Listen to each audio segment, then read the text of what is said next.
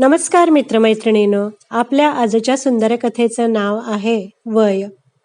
कथा वाचनास सुरुवात करण्यापूर्वी माझी तुम्हाला विनंती आहे की व्हिडिओ शेवटपर्यंत बघावा आणि सुंदर कथेचा आस्वाद घ्यावा.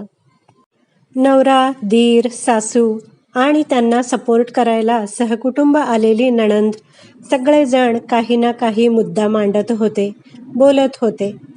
आई किचनमध्ये येणार नाही, तिला आता जबाबदारीतून मोकळं करायचं.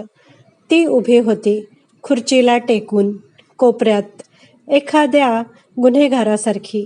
तिची लेक बाजूला खुर्चीत बसून तिच्या ओढणीशी खेळत होती. तिघांचंही म्हणणं होतं, आई आता म्हातारी झालीये, तिला या वयात त्रास होता कामा नये. तिला आता कुठलंही काम सांगायला नाही पाहिजे आणि बरंच काही असंच. हिच्या चुका, हिचं वागणं, खूप काही. ती समोर उभी राहून सगळं ऐकत होती. खरं तर जे बोललं जातंय ते फक्त कानावर पडत होतं.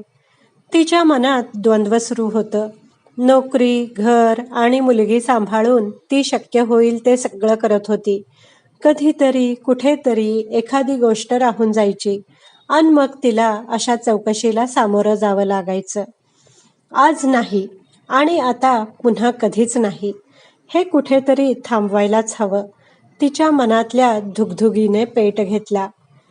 किती दिवस चालणार हे असं? थोडे दिवस लांब राहिल्यावर कदाचित आपणही काही चुकत असू तर कळेल. आणि ती माहेरी जायला निघाली. जाऊ दे, किती दिवस राहते तिकडे ते तरी पाहू. आई, तू जेवायचं बघ, नवरा म्हणाला. हो ना, नाहीतर काय, मी मुलांना थोडे दिवस तुझ्याकडे सोडते, तेवढीच तुला सोबत. आणि आई, खरंच मुलं भुकेलीही झाली आहेत. तुझी ती स्पेशल आमटीही बनव, किती दिवस झाले खाल्ली नाही. नणदेनंही तिची फरमाईश दिली. कौतुकाने तिच्याकडे बघत सासूबाई लगबगीने त्यांच्या लेकरांसाठी स्वयंपाकघराकडे वळल्या. लेकीला सोबत घेऊन घराचा उंबरा ओलांडून बाहेर पडताना तिला जाणवलं, सासूबाई खरंच म्हाताऱ्या झाल्यात. वय झालंय त्यांचं, पण फक्त तिच्यापुरतंच, कदाचित केवळ तिच्यासाठीच. मित्रमैत्रिणींनो, आशा करते तुम्हाला ही कथा नक्कीच आवडली असेल. या सुंदर कथेचं सर्व श्रेय लेखिकेलाच आहे. कथा आवडली असल्यास व्हिडिओला लाईक करा, शेअर करा, कमेंट करा. माझ्या चॅनलला सबस्क्राईब करायला विसरू नका. व्हिडिओ पाहिल्याबद्दल धन्यवाद.